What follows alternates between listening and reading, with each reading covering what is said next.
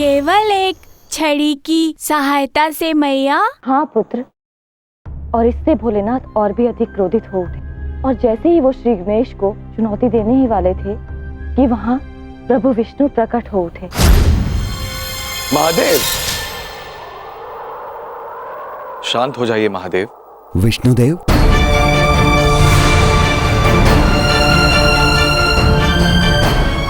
देवराजेंद्र, आप यहाँ? नारद से सूचना मिली कि यहाँ एक बालक आपको माता पार्वती के कक्ष में जाने से रोक रहा है और इसीलिए हम यहाँ आपकी सहायता के लिए प्रकट हुए। और हमें यह भी पता चला है कि इस साधारण बालक ने आपके सेवक नंदी और गण आदि को क्षण में पराजित कर दिया। केवल यही नहीं, जो भी मेरे कर्तव्य में बाधा डालेगा मैं उसकी यही दशा करूंगा। तुम्हारी बात हम समझ सकते हैं बालक, किंतु जितना अधिकार इस कक्ष में माता पार्वती का उतना ही अधिकार महाप्रभु का भी। तुम भला उन्हें उन्हीं के कक्ष में प्रवेश करने से कैसे रोक सकते हो? मैंने कहा ना, मैं किसी को भी भीतर जाने की अनुमति नहीं दे सकता, भले ही वो कोई भी हो। अच्छा होगा कि आप सब भी इनकी सहायता ना करें, अन्यथा इसका फल आपके लिए भी अच्छा नहीं होगा।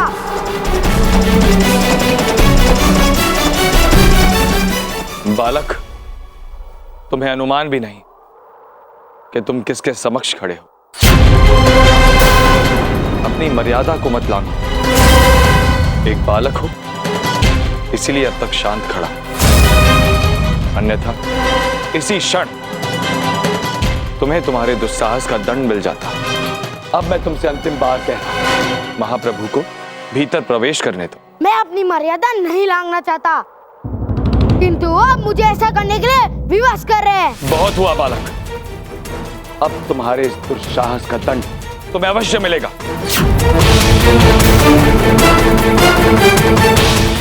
प्रभु, आप कष्ट न करें, इस बालक को मैं संभालता हूं।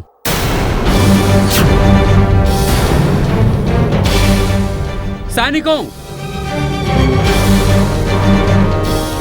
बंदी बना लो इस हठी बालक को।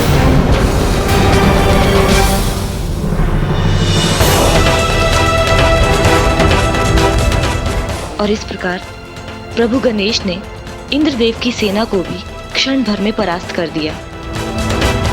मूर्ख बालक, बहुत हुआ बालक, अब मेरा वज्र तुझे क्षण भर में नष्ट कर देगा।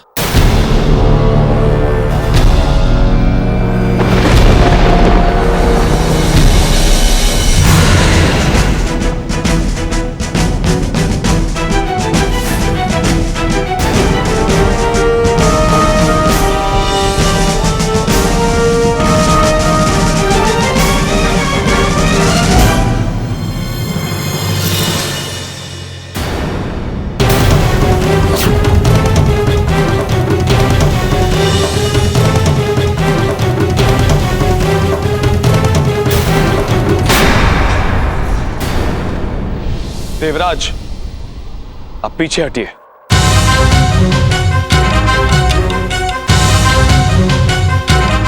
बालक,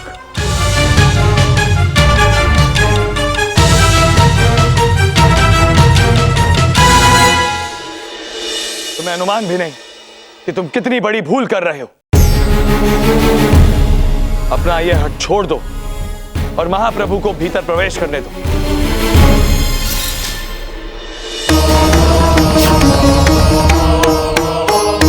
मूर्ख बालक, सावधान बालक, अब मेरा धैर्य समाप्त हो चुका है। माता के आदेश का पालन करते हेतु मैं किसी का भी सामना कर सकता हूँ।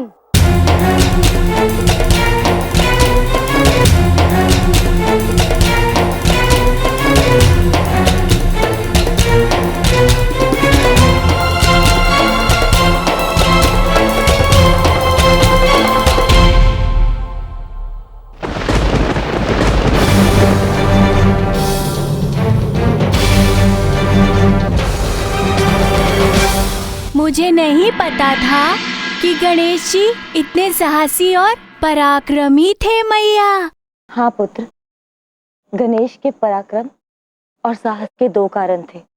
पहला कारण था कि वो निस्वार्थ भाव से अपना कर्तव्य पूरा कर रहे थे, और उनका दूसरा कारण था कि माता पार्वती का आशीर्वाद उनके साथ था। हाँ मैया, जिस प्रकार साहस के साथ उन्होंने सबका सामना किया, कदाचित उन्हें परास्त करना असंभव था। हो न हो, भगवान विष्णु और भोलेनाथ के मन में भी उस समय यही प्रश्न उठ रहा होगा। बालक, ये मेरी अंतिम चेतावनी है। अपने शस्त्र डाल दो और भोलेनाथ के मार्ग से हट जाओ, अन्यथा इस हट का परिणाम उचित नहीं होगा। ना ही मैं अपना शस्त्र डालूंगा, ना ही मैं अपने मार्ग से हटूंगा। मैं केवल अपना कर्तव्य पूर्ण कर रहा हूँ।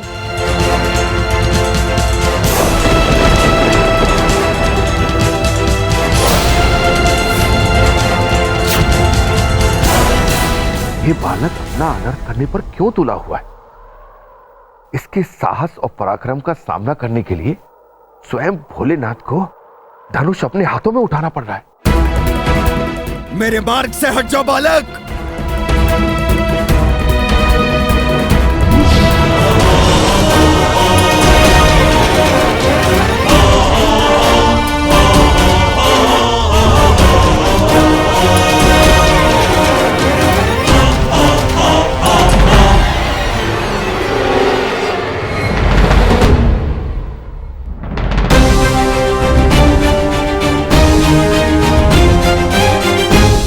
प्रभु, रुक जाइए।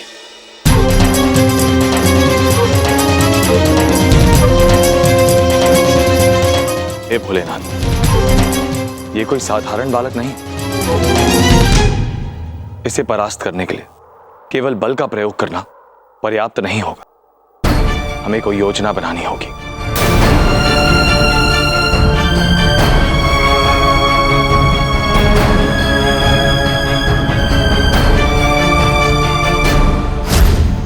सावधान बालक।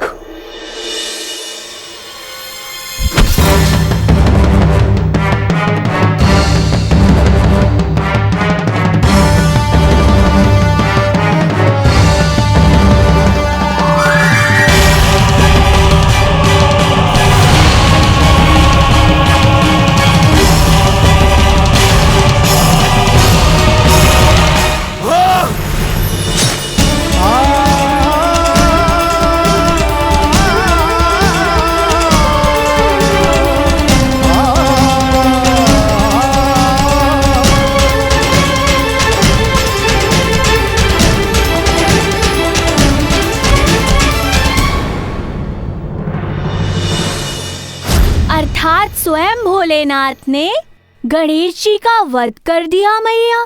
हाँ लल्ला, सभी देवताओं ने मिलकर एक नन्हे से बालक का वध कर दिया, जो मात्र अपने कर्तव्य का पालन कर रहा था। फिर क्या हुआ मैया? गणेश जी के वध के पश्चात जब माता पार्वती अपना स्नान संपन्न करके बाहर आई, तो अपने पुत्र की ये दुर्दशा देखकर अत्यंत क्रोधित हुई।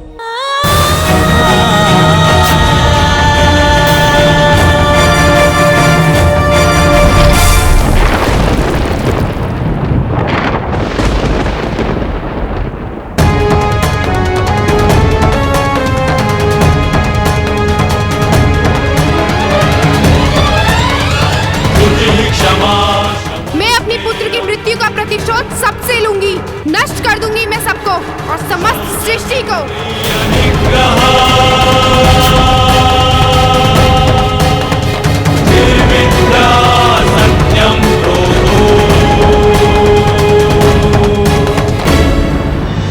हे भोलेनाथ, अब आप ही कुछ कर सकते हैं।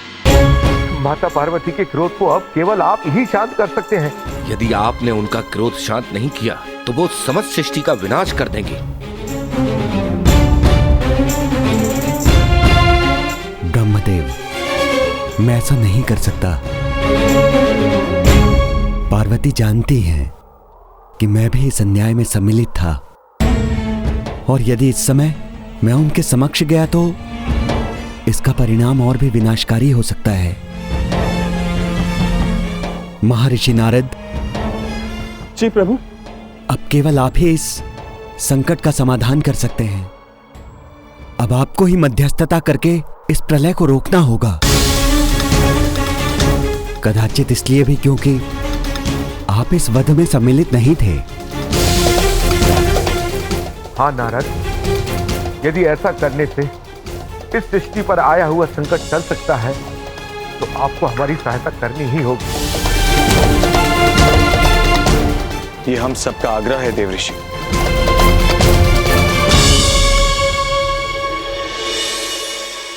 नारायण नारायण, अब त्रिदेव के आदेश की अवहेलना हम कैसे कर सकते हैं?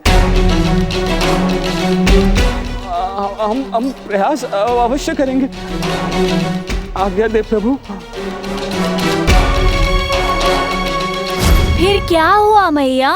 क्या नारद मुनि माता का क्रोध शांत करने में सफल हुए? माते, माते हम आपसे विनती करते हैं माते, अपने क्रोध को शांत कीजिए माते, अन्यथा अनर्थ हो जाएगा माते, अनर्थ हो जाएगा। मुनिवर, मेरे मार्ग से हट जाइए।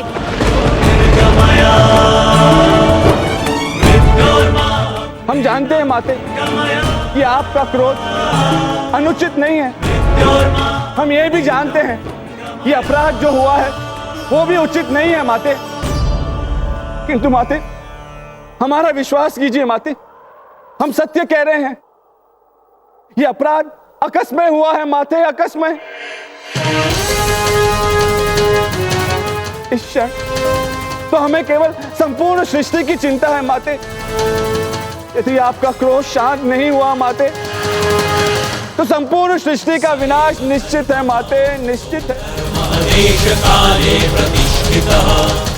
इस सृष्टि पर अनेक अबोध बालक जीव जंतु का निवास है। उनके हित हेतु, उनके भविष्य के लिए माता हमारी आपसे केवल यही प्रार्थना है, अपने क्रोध को शांत कर दीजिए माता। ठीक है मुनिवर, मैं आपके आग्रह पर अपना निर्णय बदल दूंगी।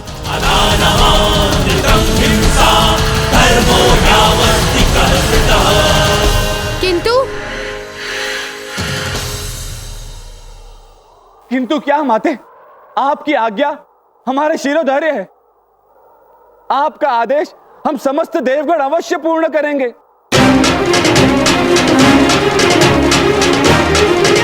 ये माते, क्या इच्छा है आपकी? मुझे कुछ नहीं चाहिए, मात्र मुझे मेरा पुत्र गणेश लौटा दीजिए।